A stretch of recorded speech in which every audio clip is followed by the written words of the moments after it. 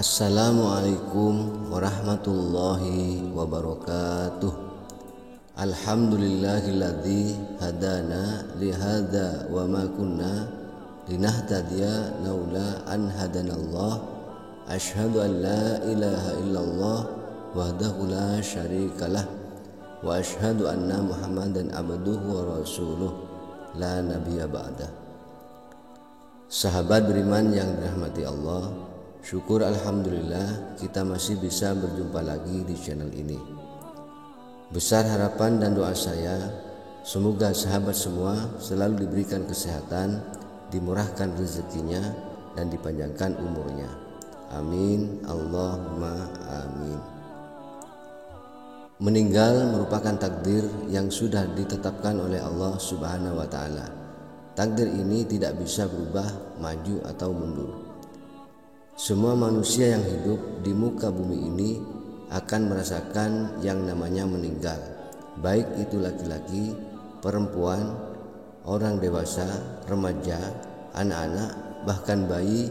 Jika sudah merupakan takdir, maka pasti akan meninggal. Dalam video ini akan dijelaskan tentang gambaran arwah anak-anak dan bayi ketika sudah meninggal dunia sesuai hadis Rasulullah Sallallahu Alaihi Wasallam. Banyak yang bertanya bagaimana kedudukan anak-anak kecil yang meninggal dunia. Rasulullah Sallallahu Alaihi Wasallam menggambarkan mereka dalam dua kelompok. Satu, bagi arwah anak-anak orang yang tidak beriman, mereka akan menjadi pelayan-pelayan di dalam surga dan hidup bebas di dalamnya tanpa mempedulikan ibu dan bapak mereka.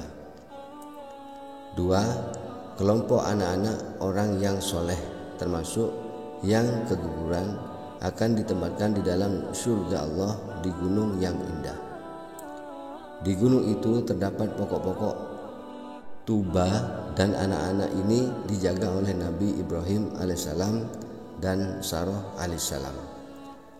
Mereka sentiasa berada dalam kekenyangan dan tidak pernah merasa haus, malah sentiasa berdoa kepada Allah agar dapat berdampingan tangan dengan kedua ibu bapak mereka, karena dia tidak berkesempatan melakukannya di dunia dahulu.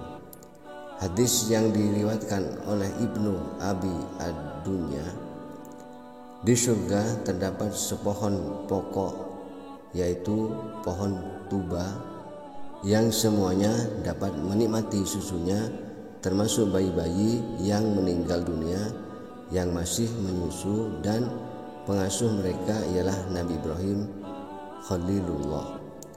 Bagi anak-anak kecil yang tidak lagi menyusu akan ditempatkan di dalam perut burung-burung berwarna hijau dan berterbangan di dalam surga. Apabila tiba waktunya, semua orang mulai ditempatkan di dalam surga dan neraka. Anak-anak kecil tadi belum masuk ke surga, dan apabila diminta oleh malaikat untuk berbuat demikian, mereka menjawab, "Kami tidak akan masuk sebelum bertemu dengan arwah ibu dan bapak kami. Kami ingin masuk ke surga bersama mereka." Apabila malaikat memberitahu anak-anak itu bahwa ibu bapak mereka berada di neraka, mereka terus menangis.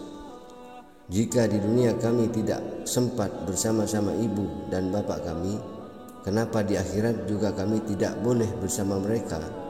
Izinkan kami memberi syafaat kepada ibu dan ayah kami untuk kami masuk ke dalam surga Allah."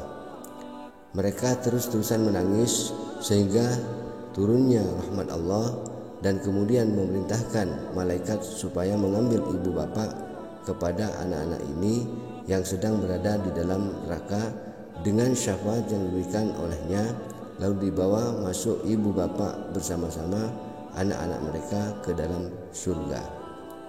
Lalu setelah ibu bapak anak-anak ini dikeluarkan dari neraka, mereka akan memegang tangan ibu bapak mereka dan bersahutan dengan penuh kegirangan menuju ke surga Allah Subhanahu wa Ta'ala.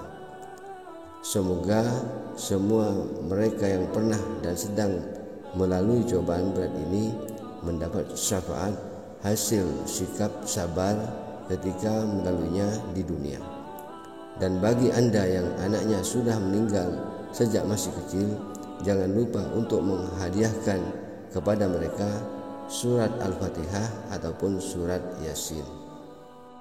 Demikian yang dapat saya sampaikan pada kesempatan kali ini. Lebih dan kurangnya mohon maaf yang sebesar-besarnya. Yang benar datangnya atas bimbingan Allah Subhanahu wa taala yang maha benar, dan yang salah, khilaf ataupun keliru itu dari saya pribadi sebagai manusia biasa yang tidak pernah terlepas dari salah, khilaf dan dosa. Akhirul kalam, wassalamualaikum warahmatullahi wabarakatuh.